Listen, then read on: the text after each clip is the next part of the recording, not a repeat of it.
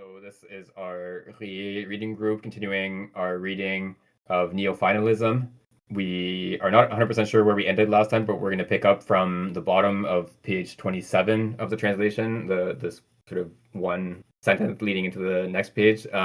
So we're in the chapter, The Contradictions of Biological Anti-Finalism. And so he's been going through sort of a series of what he calls contradictions. So each of them is sort of modeled on the argument that he presented in an earlier chapter about, or an argument against a sort of epiphenomenalist account of consciousness. So this would be an account according to which consciousness is a sort of superfluous accessory. It just sort of like floats along above or alongside of the sort of causal chain that's happening in the physical world of, you have different light waves striking the retina and, different chemical and interactions going on in the body, etc. All these are just physical processes that are going on in the world. And that's sort of like the real sequence of events. And then, that brings about behavior of various kinds. And then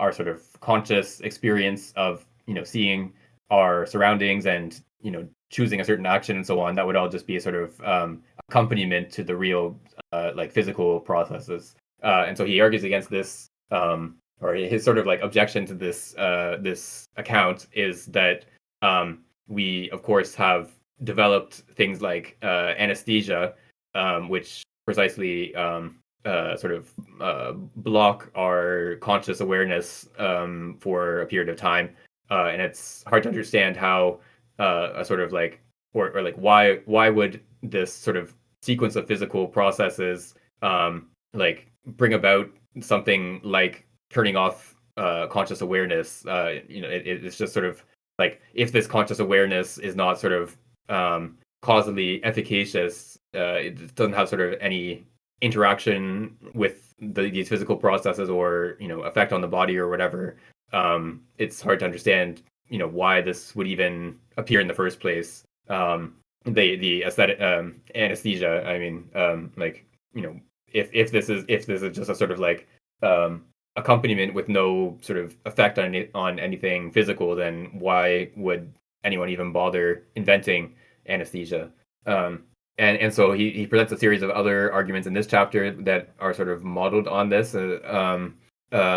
And so one of these, sorry, what was the first one? So the second one, the first one here that he presents has to do with the role of chance in evolution, or chance, the interaction between chance and determinism. And so he talks about how there are certain phenomena or certain, I guess, practices that we do in our sort of day-to-day life where we sort of deliberately introduce chance in some sort of decision or process, whatever it is. So the example I think I mentioned when we were discussing this is like, in many sports, you have some sort of coin toss at the beginning to decide like which team gets the ball first or which team goes to which end of the field, etc.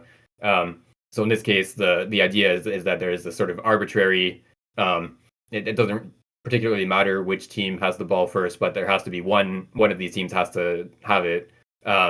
And so you introduce the coin toss to prevent anything like favoritism on the part of the referee, and sort of leave it to chance, as we would put it. And then there's other things like in sort of cryptographic applications, you would sometimes want to like use some sort of random process to like obscure the content of a message, and like avoid sort of introducing some kind of pattern that you aren't aware of that allows someone to reconstruct the message that you were trying to hide. And so here again, you're sort of like deliberately introducing chance into some process. And so he points to how there are biological processes that seem to do something similar.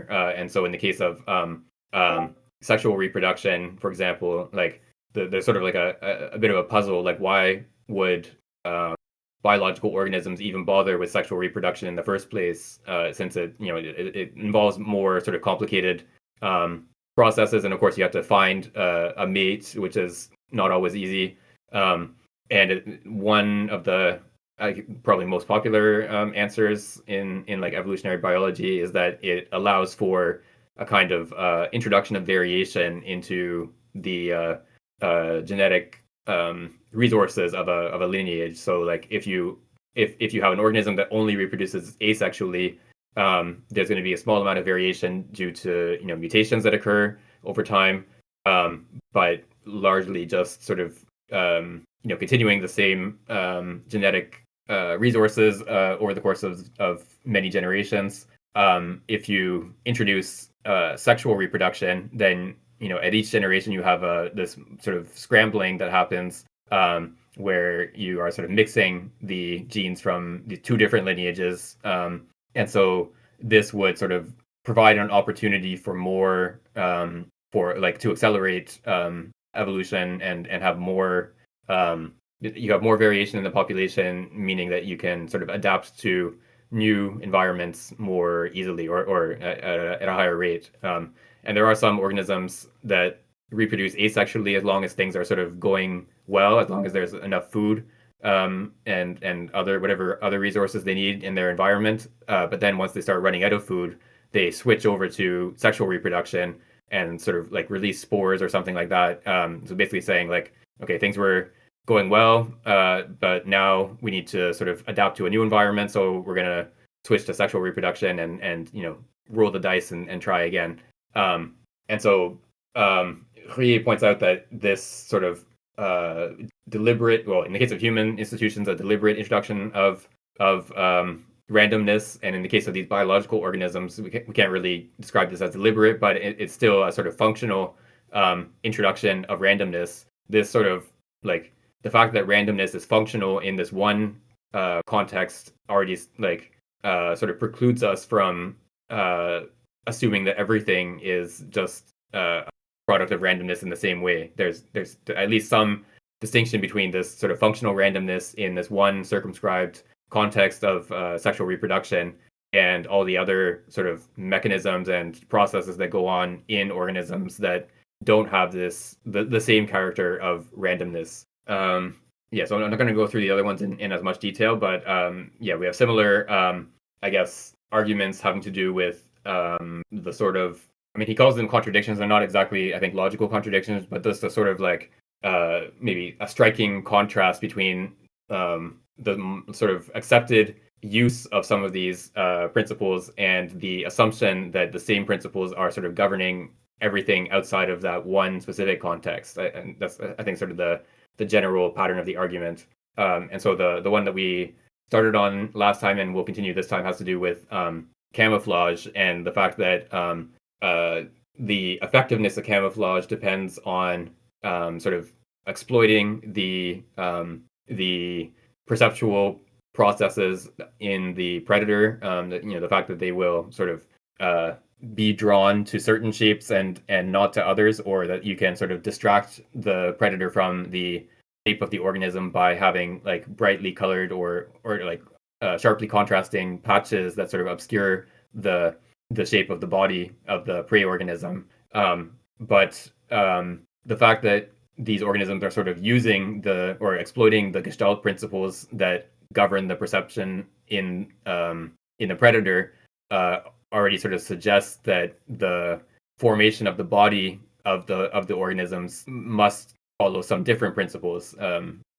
So it like, because the use of camouflage is to sort of obscure the formation of the body of the prey animal, it seems that we have to suppose that the principles governing the camouflaging process are not the same as the ones governing the formation of the body. So yeah, we're going to continue to discuss that argument as we pick up on this today. So yeah, let's pick up from the bottom of page 27, please. I can read.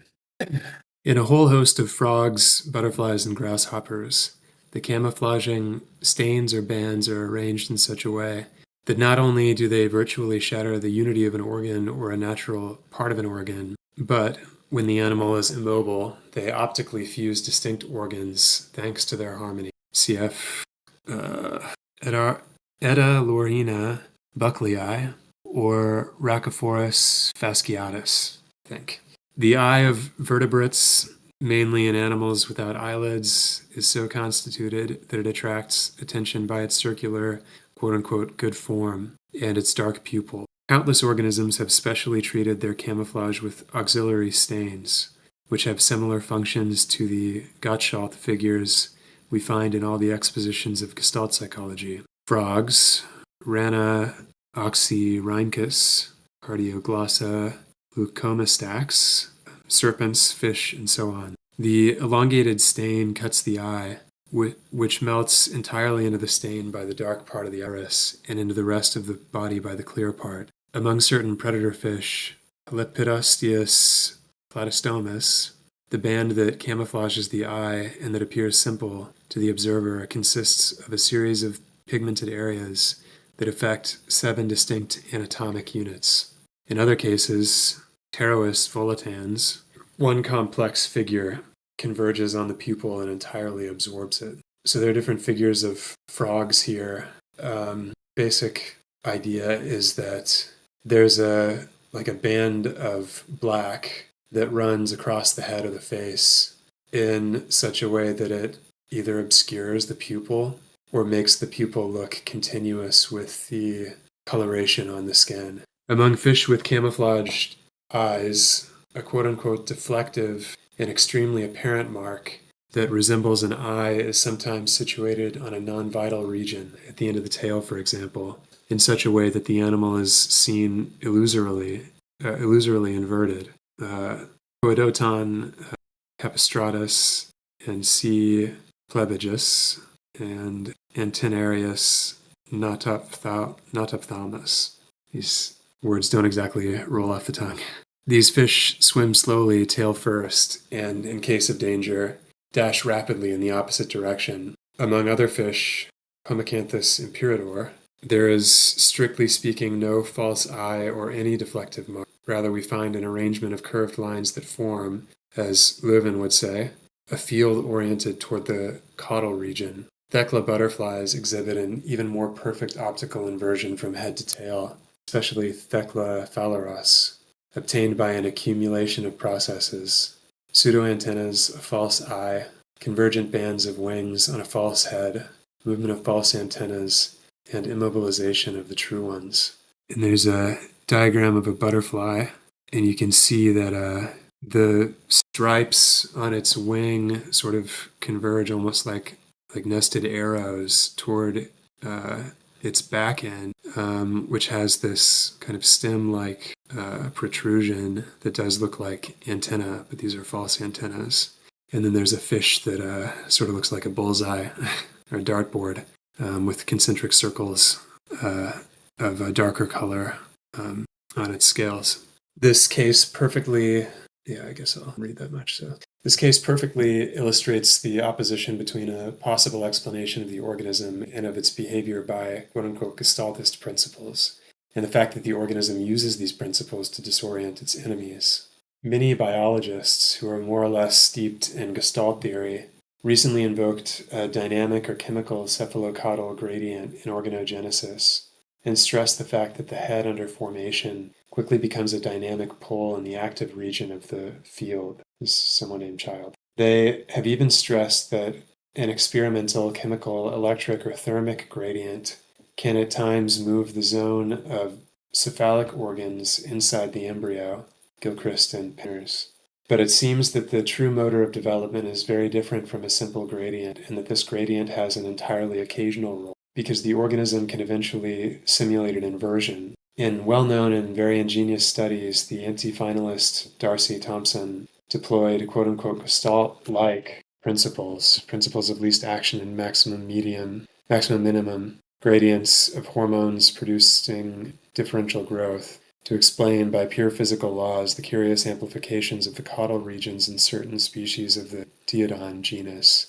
But this explanation, which seems to be valid in some cases, is certainly not valid in others, and at any rate, it does not represent the whole matter. Cott, figure 16, showed that the fish Platax vespertilio, which resembles a leaf by the enormous development of dorsal and anal fins, reaches the same leaf appearance as Monocerus polyacanthus through the opposite approach. In P. vespertilio, the leaf appearance results along a line perpendicular to the axis of the body. Even if a hormonal gradient is the initial cause of the enormous amplification of dorsal and anal fins, this amplification was used by the organism and highlighted by dark bands and by the discoloration of the caudal fin. There's some fish diagrams.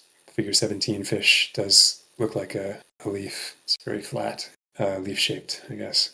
I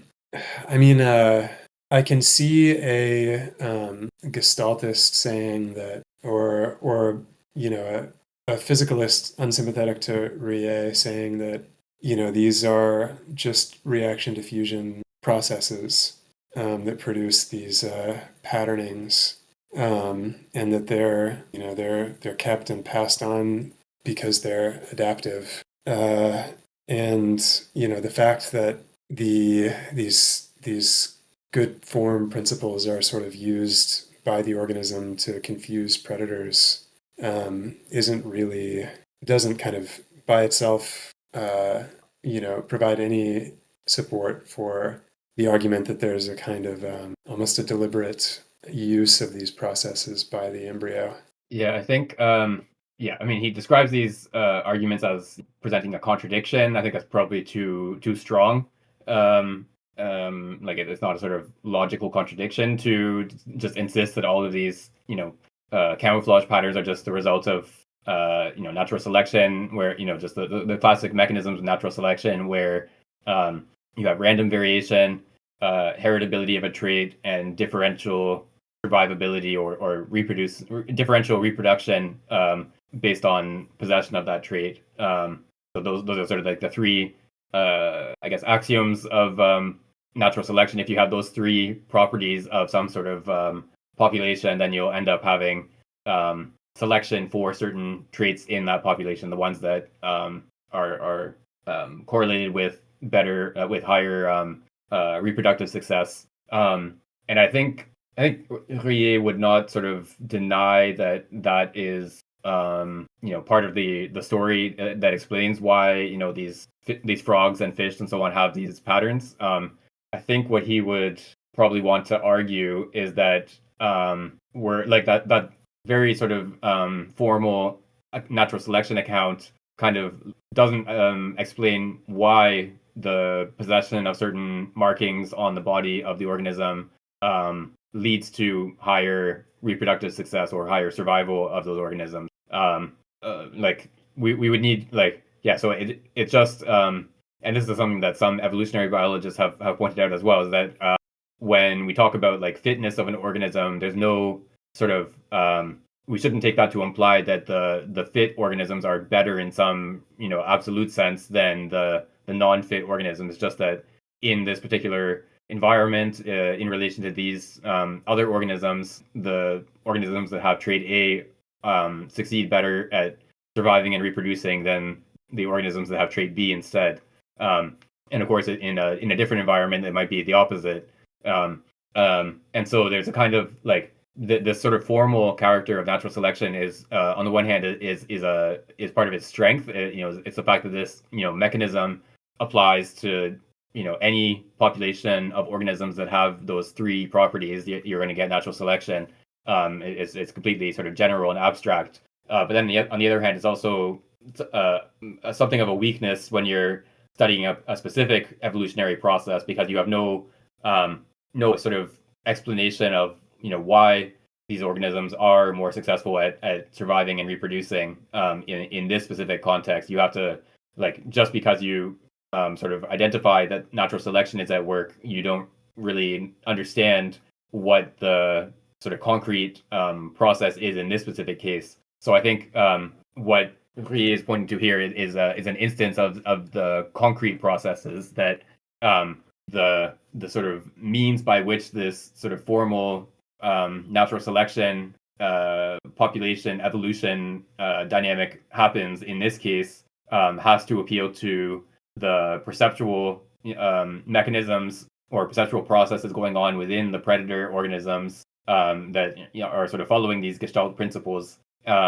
and because of that, the sort of concrete explanation can't rely solely on the Gestalt principles in the formation of the prey organisms that are using the camouflage. There has to be some sort of, I guess, disjunction between the principles that govern the formation of the body of the frog, that has legs and head and whatever in these specific places, and on the other hand, the principles that govern the camouflage patterns on the frog that obscure the body shape of that frog, and so that's sort of like the explanation for the pattern of camouflage on the frog has to sort of take a loop through the frog's body to the, I don't know, snake or whatever that eats the frog, and then back to the frog as a kind of it has to be a more complicated process that is not purely explicable in terms of the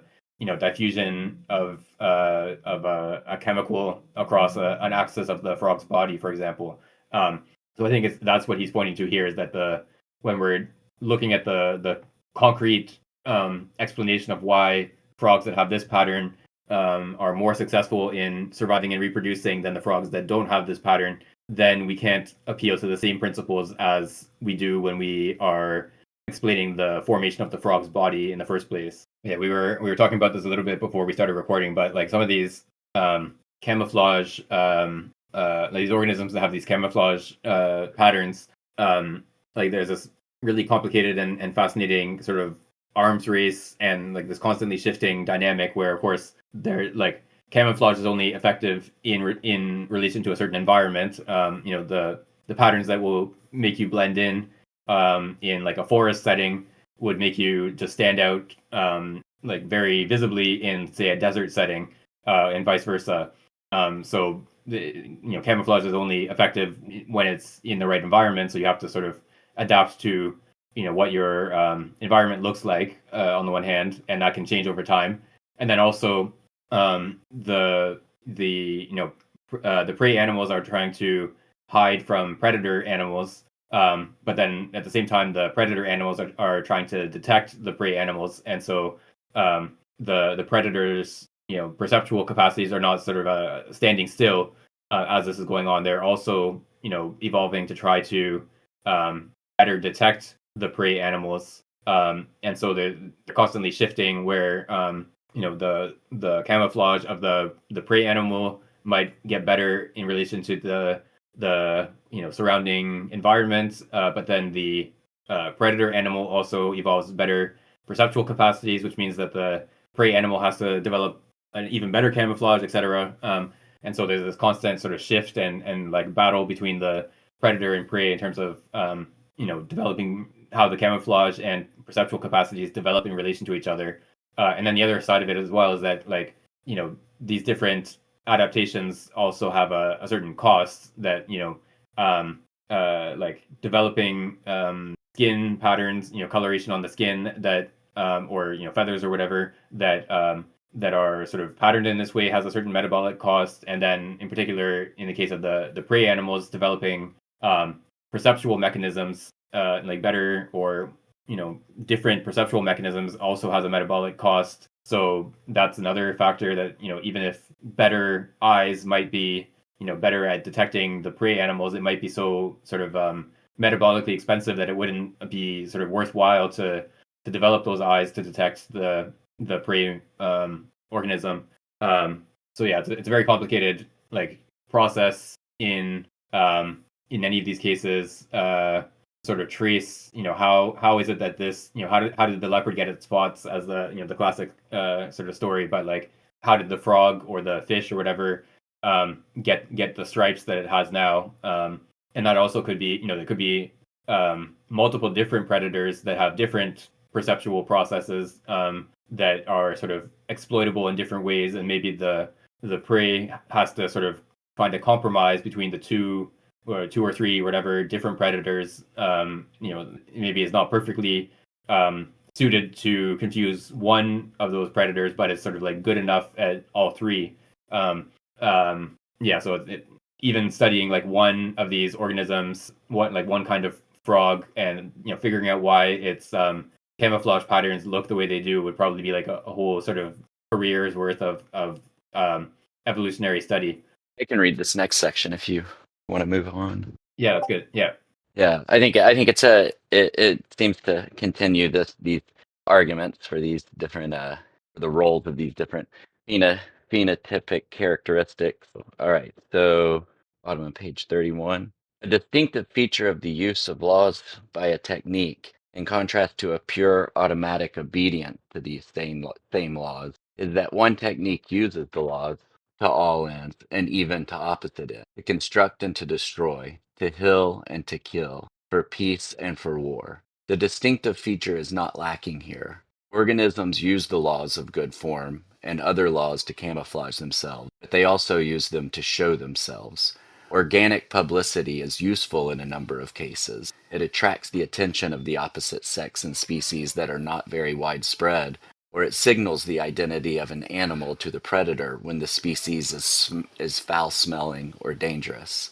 This publicity uses the same laws as camouflage, but in an opposite way. The colors that contrast with the background, the arrangement of lines into warning display. Up until recently, it was fashionable to deny all these facts as well as associated facts of disguise and mimetism. It was only a matter, one claimed, of fanciful or biased interpretation. French biologists are generally hostile. Fabre, the finalist entomologist, considers the belief in mimetism and animal camouflage and quote-unquote inanity. As recently as 1936, A.F. Scholl considered the notions of camouflage and mimetism quote-unquote armchair speculations that belong to uncritical times. As J. Huxley notes, it is on the contrary these objections that are quote armchair speculations, unquote. Cott's studies were confirmed by the independent work of Stufert, Cornish, Phillips, and Holmes, 1935, 1937, 1940, and 1940. Cott showed that the facts themselves, when they are analyzed with care, respond to the classical objection that non-camouflaged animals prosper as much as others, that camouflaged animals are not confined to habitats in which their camouflage is effective,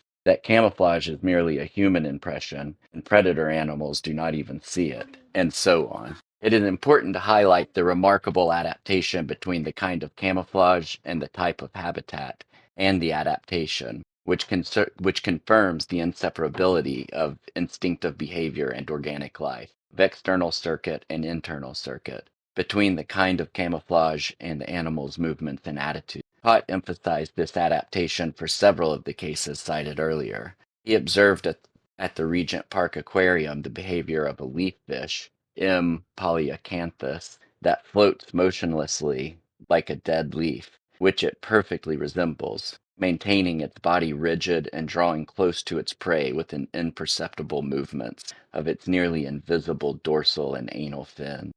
The Kalon magpie, described by Phillips, camouflages its nest so as to make it resemble a node in a branch. Its children have the curious instinct of standing absolutely still, their beaks lifted, to imitate the end of a broken branch. Similarly, the closest resemblance can be observed between the aforementioned deflective marks, which form part of the animal organism, and the deflective marks that certain spiders, figure 18, instinctively create on their webs and that, made from silk and debris, have the height and appearance of the spider itself to mislead hostile birds. On the other hand, Hardwon is perfectly justified in establishing a parallel between the organic fact of camouflage and of mimetism and the habits of primitive human hunters, who identify with the coveted game and disguise themselves in its plumage. Because there are also animals that instinctively disguise themselves, like the crab, Oxyrhynchus, which cuts the algae and affixes them to its shell, we discover here the three levels: organic formation, instinctive external circuit, and intelligent circuit. The necessary parallel reinforces the argument that relies on the internal contradiction between the organic use of camouflage and the pure obedience to physical or physiological laws. Just going back to the figure 18, the spider web here, it's just a normal looking spider web, but it appears to have two different spiders on it, and so one of these is a decoy that the spider has spun to resemble itself, so that the bird might attack the wrong area of the web.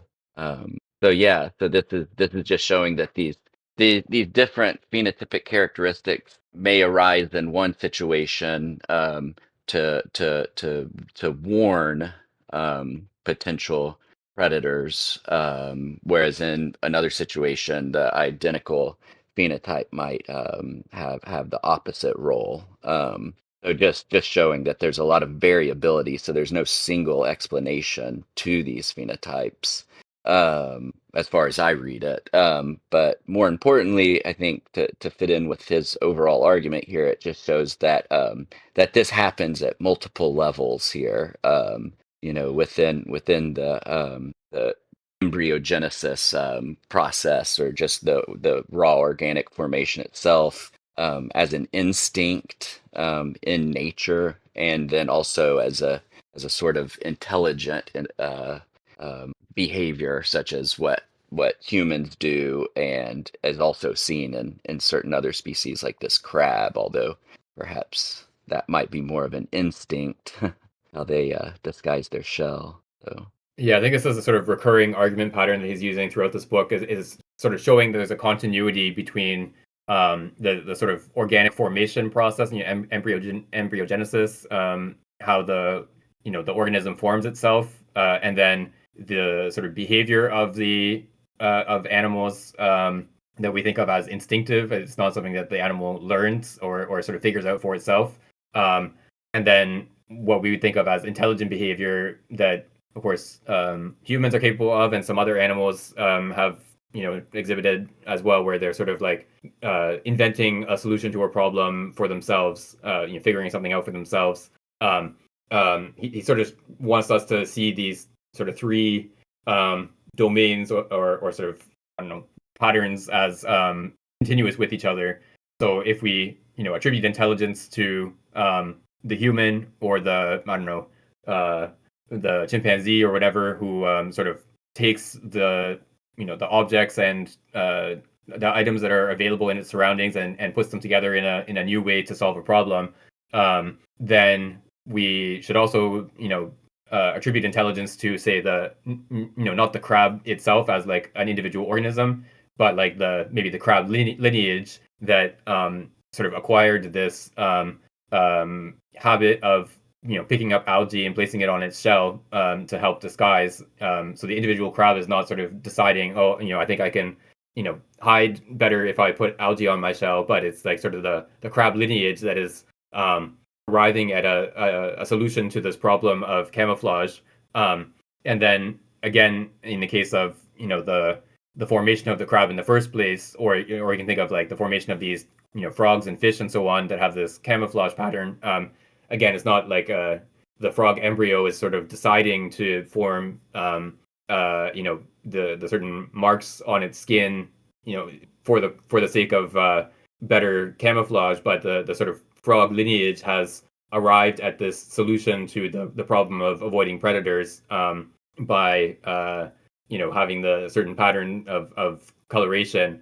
And so if we identify intelligence in the case of the person who, say, like paints their body in colors that allow them to blend into the forest, or uses feathers from a bird or skin of an animal to sort of try to blend in, then we should also attribute intelligence to the processes that are forming the organism to have these sort of camouflage patterns in the first place. Again, of course, not in the sense that the individual embryo is an intelligent entity that is making these decisions, but in the sense that the sort of biological lineage is exhibiting a sort of intelligence in action as it sort of acquires these camouflage patterns.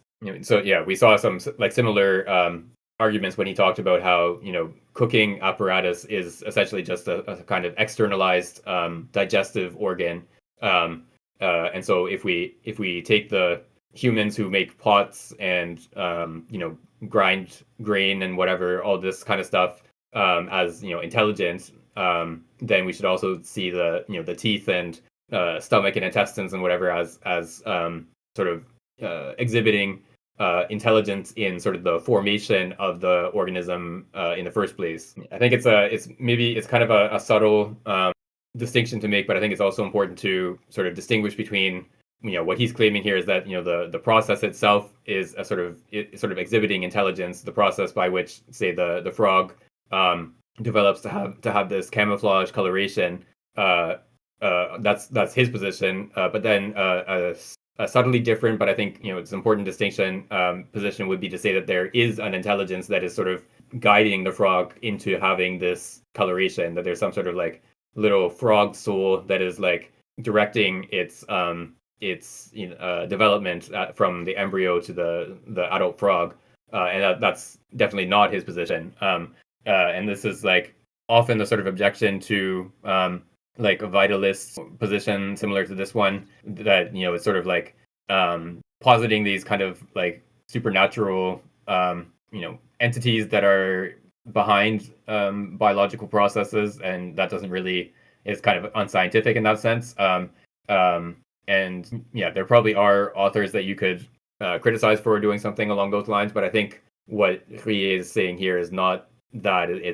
So it's maybe a little bit harder to grasp, but it's kind of it's not it's not that there is an intelligence that is sort of guiding the process of embryogenesis. It's that the embryogenetic process is itself sort of a manifestation of intelligence, if that distinction makes sense. Yeah, the way I've been kind of reading it throughout the book, when he brings up these three different like levels, or I don't know, I think I said before, like concentric circles, is but what you just said is basically like, if we're gonna say that some of these behaviors or characteristics are intelligent at this last one, the intelligent external circuit, then we have to apply the same reasoning to these other circuits as well. I don't know if that's exactly what he's saying or not, but Yeah, I think so.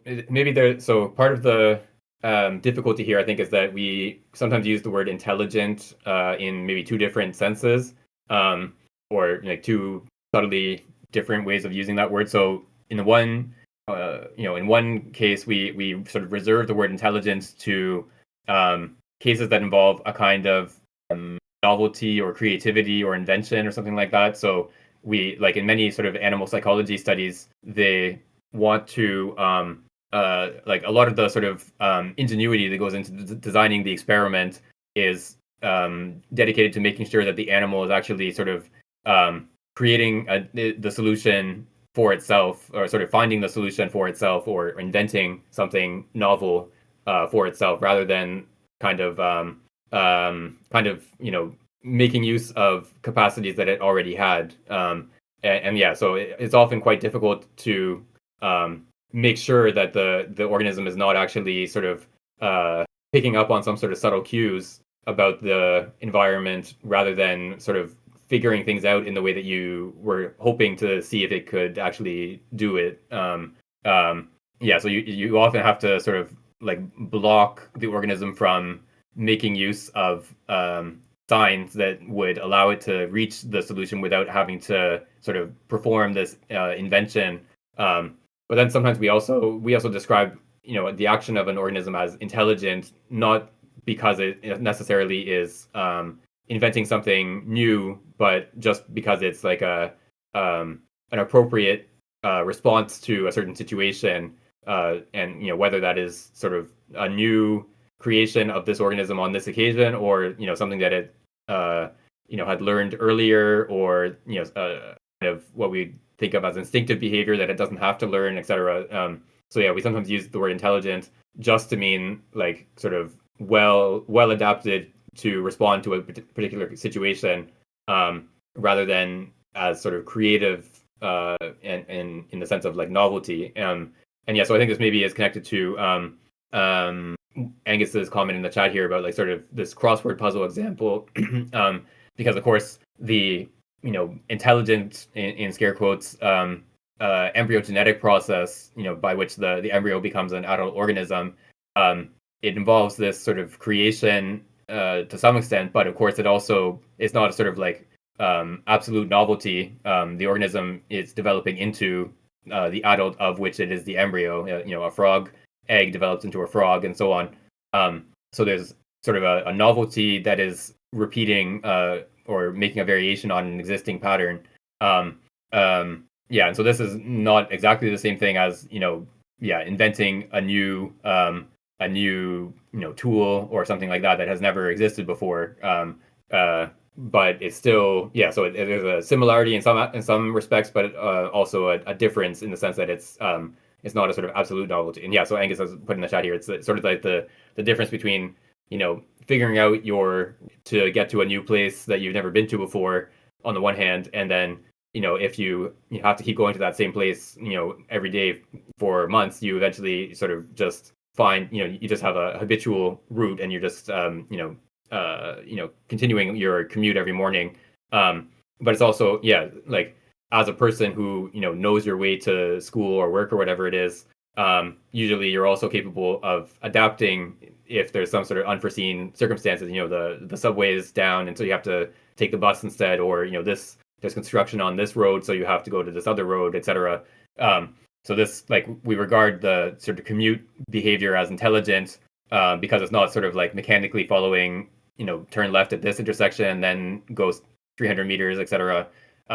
It sort of, grasps the relationship between the starting point and the end point, and is capable of adapting to, unforeseen obstacles to get from A to B. Yeah, I guess that intelligent, you can get hung up on that word.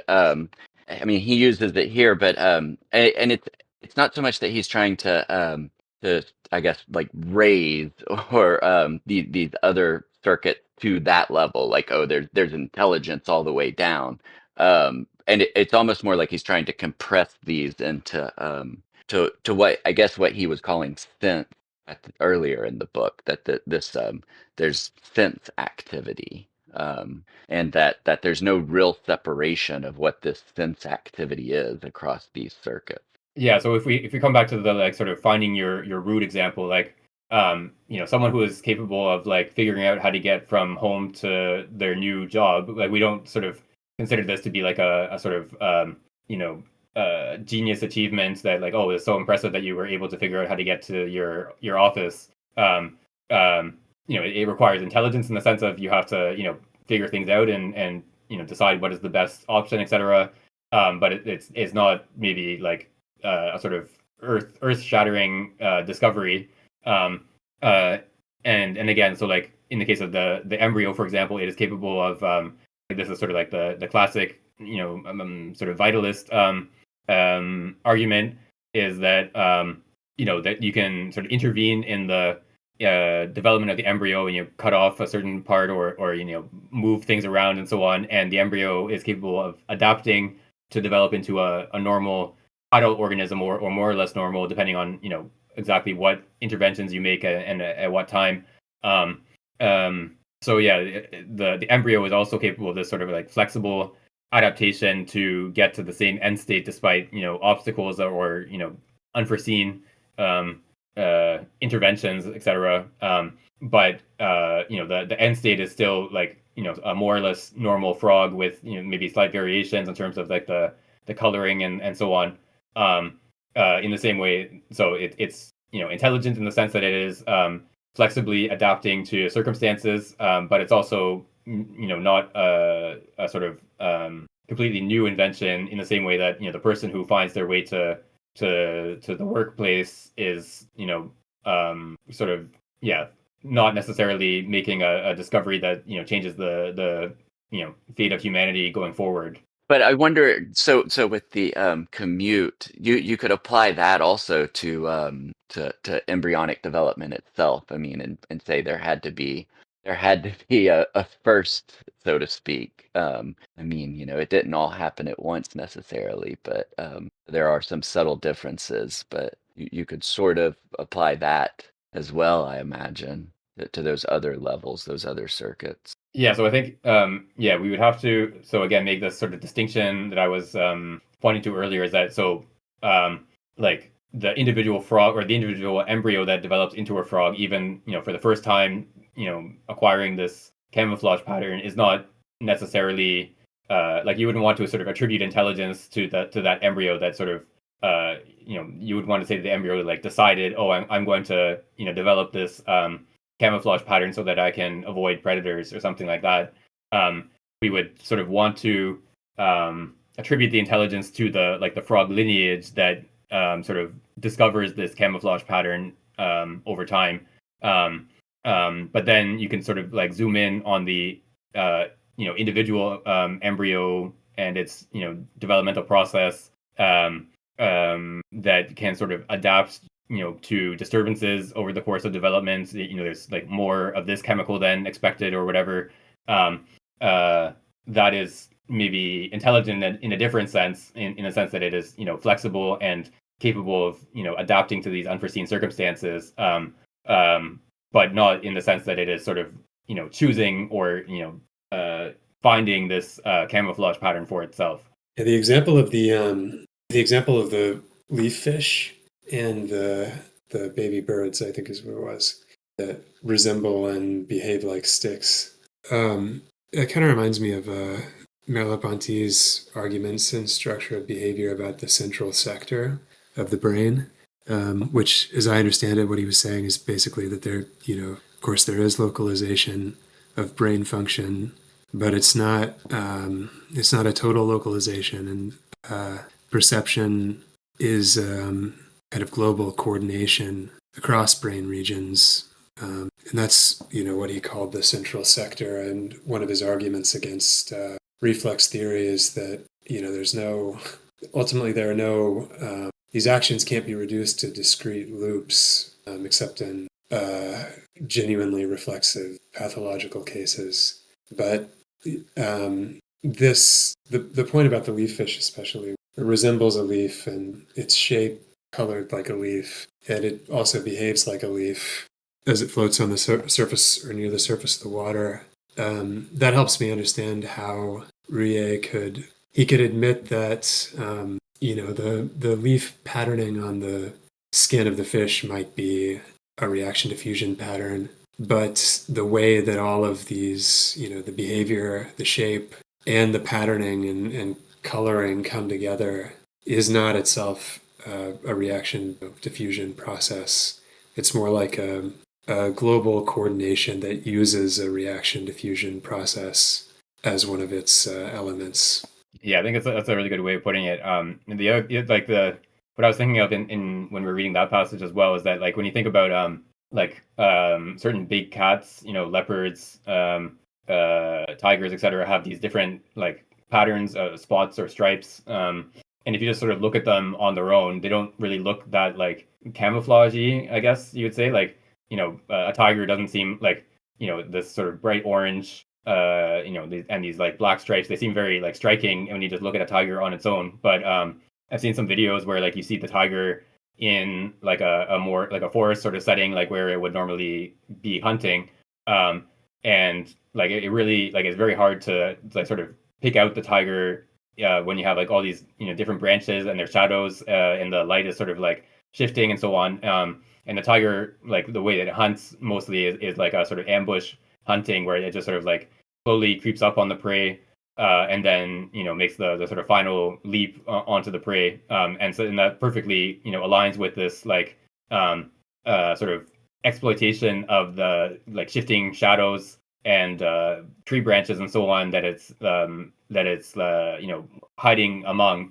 And so yeah, like a tiger sort of coloration pattern in like a different like in an organism that had a different hunting style would probably not be effective. But here we have like the hunting style plus the coloration in a certain environment lead to this like incredible camouflage process that makes them very effective as hunters. Yeah, and that's a good point. That so Angus has brought up the this passage that we read in Simondon, like that's probably a couple of years ago now, but talking about how the organism in a living being, there's a kind of like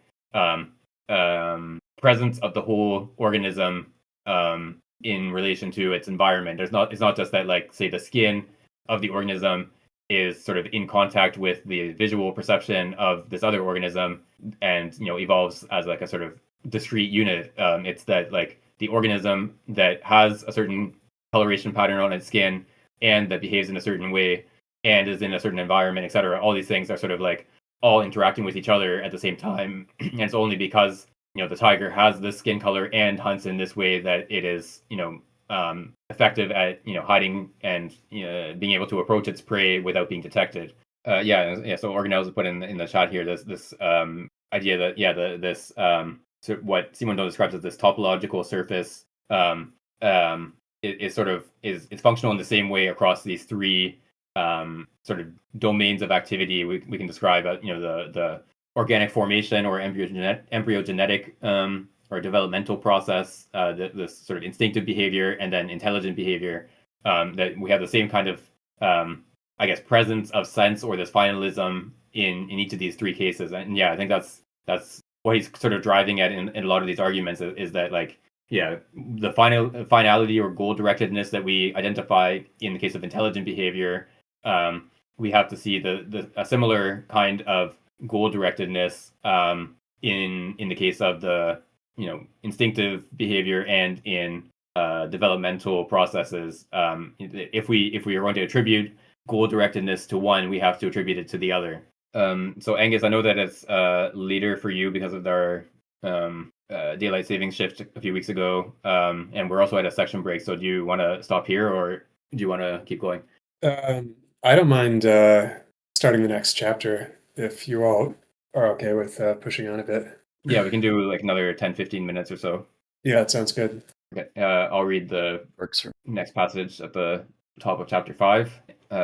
Chapter 5, Finalist Activity and the Nervous System. When biologists set about explaining individual evolution and ontogenesis by causes a tergo or by various mechanisms without finality, their logical errors are at times very crude. We have already highlighted the most noteworthy ones: the constant confusion of a simple trigger and an explanatory reason, the belief that a chemical can explain a structure, the verbal repudiation of the preformationist theory and the perpetual return to this same theory, which one pretends not to recognize after having disguised it. The contrast between the admirable patience of observation, the ingenuity of experiments, and the extreme weakness of argumentation is such that we are tempted to suspect a psychological barrier, a conscious or subconscious decision, akin to what the psychoanalyst uncovers in his patients. Countless biologists are visibly haunted by the fear of slipping into quote-unquote religious and providentialist conceptions. The fact that the majority of finalist biologists are religious confirms the other's suspicion. We will not speak here of biologists driven by political ideology. Nevertheless, we should not rush to accuse biologists of irrational phobias and bad faith. The phobia does exist, but it is most often rational. We see this when we examine the nature of the psychological quote-unquote barrier more closely. Many anti-finalist biologists who do not lack metaphysical sense and are even authentically religious fear that by accepting the idea of finality in biological facts, they will be dragged not only into religious views in the broadest sense, but into a naive providentialism. That they will be compelled to admit not a logos, but an anthropomorphic god, inventor, and fabricator. This is an infantile image and an unrealistic explanation, which double the mystery of formation and of organic invention with mythology. We will not persuade the anti-finalists by assuring them that they paint a devil, God in the present case, on the wall to frighten themselves, and that today it cannot be a question of so naive a belief. In the first place, this would not be accurate. It is true that biologists who espouse finalism as a result of religious belief do so at times in a very simplistic way. But the key to the question does not lie there. It resides in the postulate accepted by all biologists, it seems. Every invention presupposes a brain or a quote-unquote cerebral consciousness. So organic finality, if it exists, has to rest on something that resembles a human consciousness, on the understanding of an anthropomorphic god.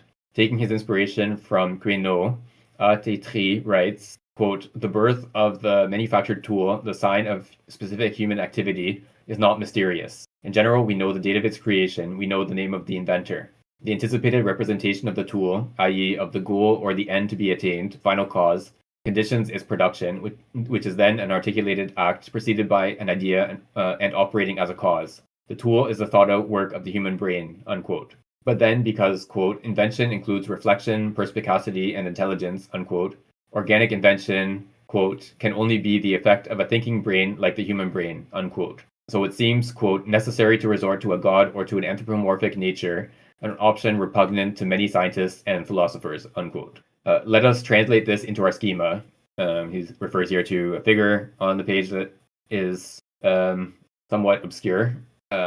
Anyway, in the finalist act in external circuit, the brain is an indispensable link. The cook uses his brain to make a dish. Whereas in internal circuit, the stomach, for example, operates like a mixer or a furnace regulated by its own nervous centers. If we then admit organic finality by equating the stomach itself to an invented tool, it seems that a second external, quote-unquote, supernatural circuit is needed to explain this organic tool, a circuit controlled by a consciousness and even a supernatural brain. Such a duplication of humans or animals by fabricating God, by a, quote, gaseous vertebrate, unquote, as Huxley said, is not very seductive to biologists. Gaseous vertebrate is an incredible phrase. I think that should be like someone's band name or something. Okay, I'm going to read the next bit. Sorry. But the error is clear.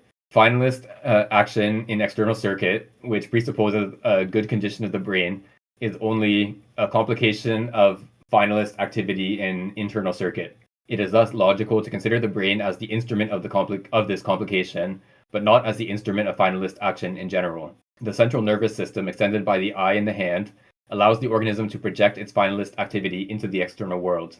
It enables it to structure and organize a vast domain beyond its integuments and internal organs. The brain expands the field of organic finality. It allows finality to spill over into the world, to discover materials within it, to construct tools and machines that are organic by their form and not by their matter. But, quote unquote, to transport or, quote unquote, to expand is not synonymous with, quote unquote, to create or, quote unquote, to bring into existence. This is not a curious, paradoxical, or even personal thesis. It is not even strictly speaking a thesis. It is a pure and simple statement of obvious facts, of one fact above all, which no one can contest. The organism forges its nervous system before using it. The brain is thus a, quote unquote, organ of transport of finalist activity. It is evidently not its, quote unquote, organ tout court. I'll stop here because this, I think, is going to continue into a sort of, there's no real good stopping point, but I'll just stop here. So this diagram is, I think, related to the diagram in the previous chapter where he talked about cooking as a sort of externalization of digestion. And so presumably the idea here is that if we regard, the invention of cooking apparatus and the process of cooking in general as intelligent and being sort of like the result of the brain of the person who decides or first discovers this cooking process, then it seems like we would have to sort of suppose that the stomach as the sort of internal version of cooking would also have to be the result of some kind of intelligence, this gaseous vertebrate that would sort of create the stomach in the same way that the human cook created the pot and the cooking system in general. And of course, that's not what he wants to argue. He's going to suggest that this sort of seeming analogy is not a good one. And so, again, he's just sort of pointing to the fact that before the person, the cook can invent cooking, they have to actually have a brain in the first place. They have to, the brain has to form itself, and the brain, the process by which the brain forms itself is not itself directed by like a meta brain outside the brain. There's no like the brain like it forms itself in a sort of strong sense. It's like internally directed process of development that results in a brain that is then capable of directing the formation of a pot and cooking processes and so on. Because the formation of the brain is a sort of internally directed developmental process, we know that we don't need to attribute goal directedness or finality to an external intelligence in every case.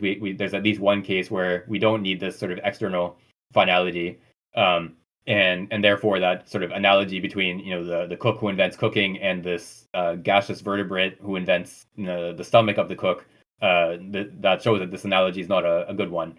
I do like the first paragraph here, that he basically just he's so precise in how he dismisses people he disagrees with, but how he talks about the aversion of so many scientists to religion, but at the same time they seem to be sneaking that very same religion back into their arguments and their concepts. So and that's what I think here. Like he's differentiating himself from this other finalist conception that is more kind of a God-based teleology, that there's a God directing the universe. And he shows how even in these people who say, oh, there is no God, they're still pulling in those same teleological arguments to their own concepts. Yeah, the bit about this sort of like phobia of religion, I think it's interesting because this I think was maybe not quite as significant at that time at the time he's writing. Like yeah, there was definitely in the late 19th century in relation to Darwin, there was this like sort of the sort of religious objections to Darwinism, and there was a lot of controversy about that, of course. And then there was sort of like the vitalist versus mechanist debates in the early 20th century, which also sometimes connected to the sort of religious versus anti-religious sort of positioning. But I think like in the like mid 20th century, like this book is from the 1960s, if I remember correctly. Like this was not really like that much of a sort of like prominent like battle at that point, and it was only I think in the 1980s or so that you started having in the US the sort of like intelligent design movement and the like attempts to sort of introduce creationism into school curriculums and so on.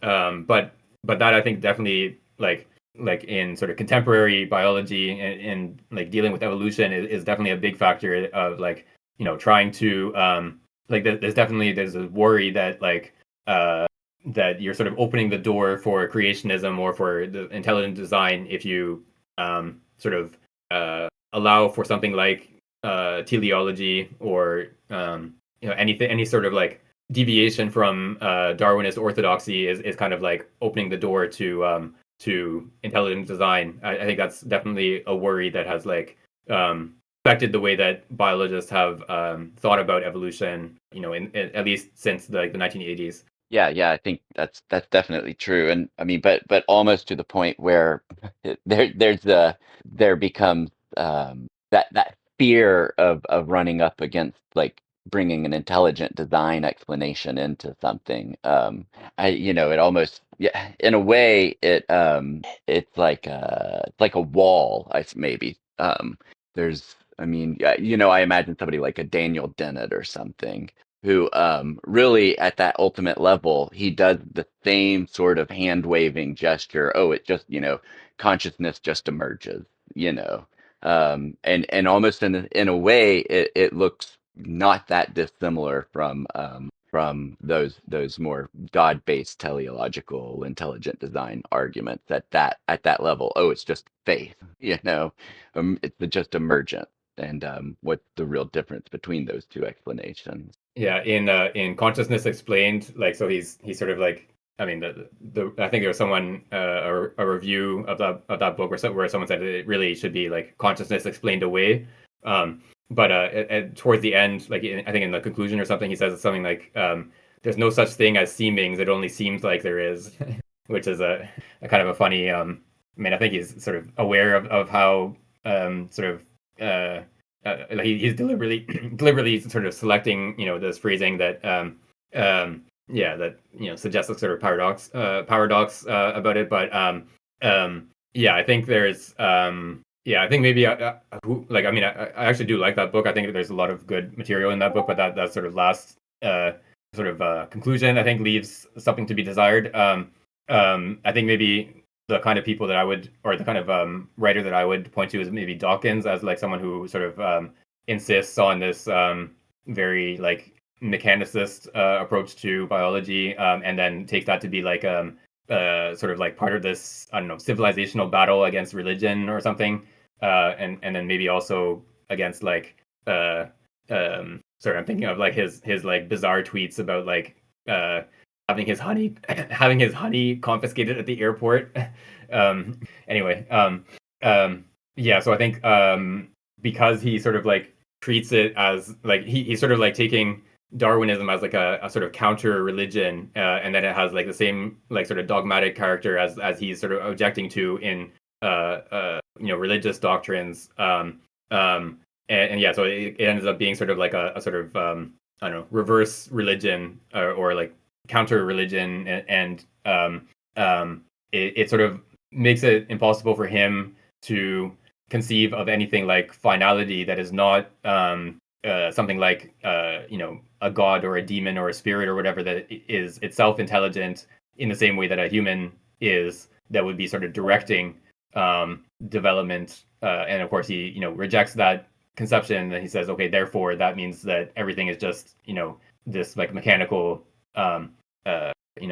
operation. But yeah, the idea that there's a kind of like internal teleology that is not like imposed on the organism by an external intelligence, that conception is it's something that he can't even sort of like consider as an option. A point that Ruyer made in these pages that was interesting because I hadn't considered it and how it might problematize his argument, but he's right that when a human being invents a tool, even if you have to kind of invent the idea first, the sort of going about creating the first, I don't know, prototype of some machine that you've had the idea to create, all of that is pretty obviously active synthesis, in the sense that you're kind of representing the idea to yourself, and you actively have it in mind.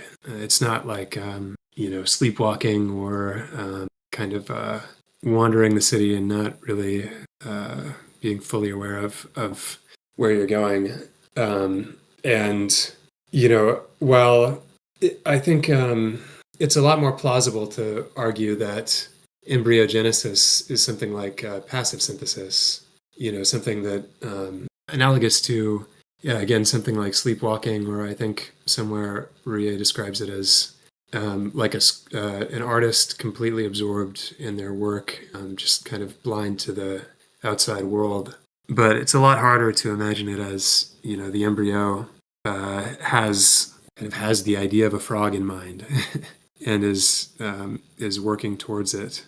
And so, however it is that the embryo produces organs, and if as Ruyer is arguing, if it makes sense to see that as in some sense an intelligent activity, I don't think it could be intelligent in the same way that conscious activity, representing some propositional content to ourselves, is intelligent. Yeah, there's the famous architect and bee passage in Capital, where so Marx says that, the difference between the worst of architects and the best of bees is that the architect has the house in mind before before setting about building it, whereas the bee is sort of like following this. The bee is not sort of picturing its constructed hive. It just sort of follows these chemical gradients and these processes that end up producing this remarkable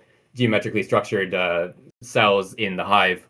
And there's been, I think, a lot of like sort of debate and discussion of like what exactly, like what is the significance of the fact that the architect is picturing the house in advance. Why is this like such a fundamental distinction?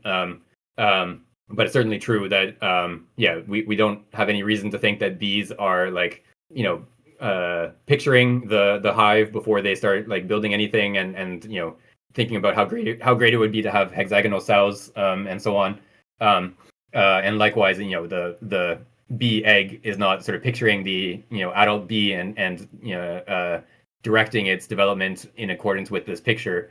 But yeah, so it's we have to so we want to, what he is sort of inviting us to do is to separate our understanding of goal directedness from like an explicit representation of that goal.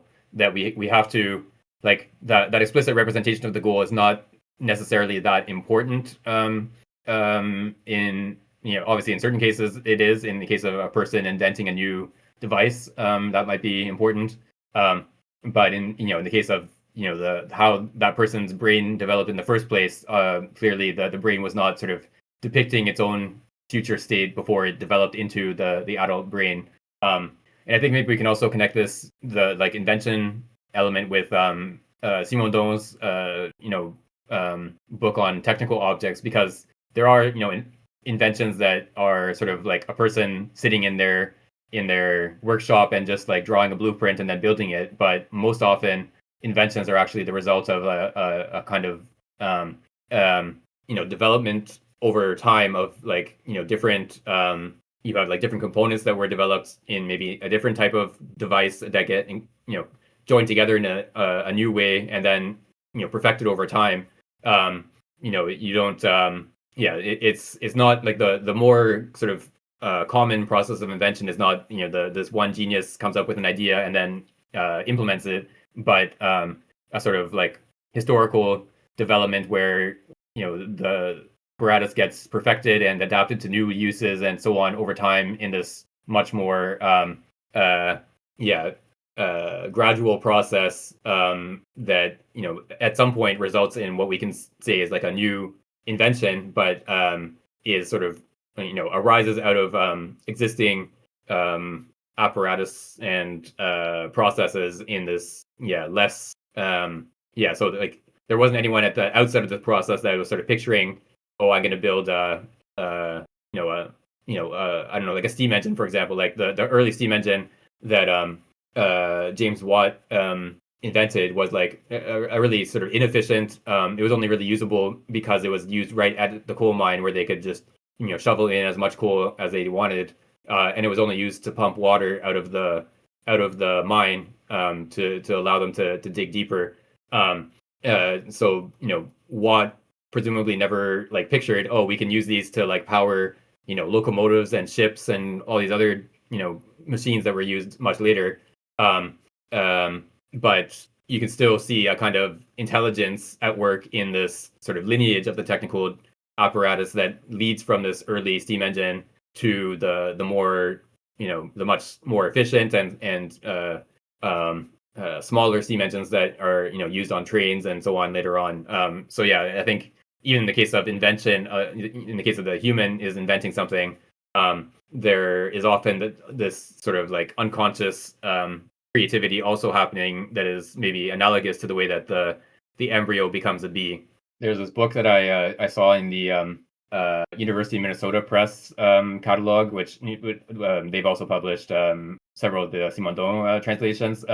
That I forget the exact title, but part of it is Anonymous History, which I think is is a book about like technical history of technology. And I think anonymous history is a good term because like a lot of these like it's sort of in contrast to the quote that Ruyer gives us from Tétri, like the many inventions or many devices that we are familiar with do not have a sort of birth date and inventor that we can sort of pin down, like who invented like cooking food, for example. Like presumably there must have been someone who like first had the idea of like, I'm gonna put this food into a receptacle and put that on the fire, but it sort of like developed and was perfected and probably maybe arose in multiple places independently and then like sort of got crossed with each other and so on, like in this very gradual anonymous process. So it's like probably a lot more like the process by which the embryo becomes a frog and so on, rather than like the person sort of sketching a blueprint and then sort of implementing that blueprint. So Organelles has put this question in the chat about like, is there still something like a discrete or disconnected action at the level of the third circuit? So there's the intelligent level. So yeah, I think there's like a bit of both. Yeah, so in the navigation example, so there might be something new in the sense that you got a new job and now you have to find your way to your new workplace. You have to figure things out. So this is like a new task, but of course you're not sort of starting from zero. You have like existing streets. You have some knowledge of how the city is laid out. Maybe there's like subway lines that take you part of the way, and then you have to figure out from there, etc. Like you're sort of building on existing I don't know, elements of navigation, and then sort of adapting them to this new task. You're not just sort of like starting from a blank slate and then figuring out how to get from point A to point B, like without having any any like starting points to build on. But yeah, even in the case of like, if we go back to like the steam engine example, of course, many of the like individual steps in the evolution of the steam engine would have involved some sort of like prior representation. Like someone would have sort of looked at the existing engine and said, oh, if we change this part in this way, it would make it more efficient, or less susceptible to damage or whatever. So they sort of represented in their heads what the future state should be, and then implemented it. But in the whole sort of longer term course of evolution of this technical object, it wasn't that someone in the 18th century looking at a steam engine said, oh, one day we're going to put this on ships, or anything like that. It was a result of many smaller steps, adapting things other that made it possible to for the steam in such a way that it was usable ships, and all these other were probably never right. Okay, yeah, so I think we can and yeah, we'll pick up from there next time. Oh, sorry, my connection is not great, so that's another reason to stop, so you can hear that. All right, thanks everyone. Cool. All right, Sounds good. see you. Thanks everyone.